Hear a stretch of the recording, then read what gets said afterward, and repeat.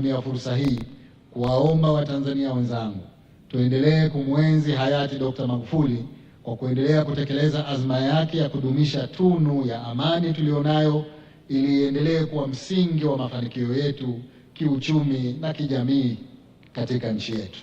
Niwaombe viongozi wa dini kwa nafasi zenu muendelee kuiombea nchi yetu idumu katika amani.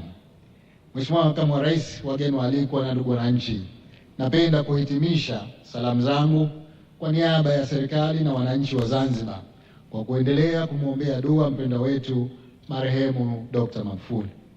Tuendelee kumkumbuka na kuendeleza misingi mikuu aliyotuachia ya umoja, amani, mshikamano na uzalendo.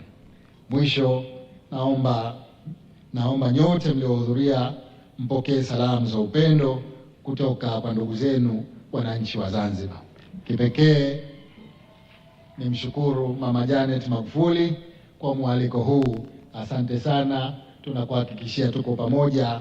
Sisi ndugu zako wa Zanzibar tuko pamoja na nyinyi. Asanteni sana pamoja.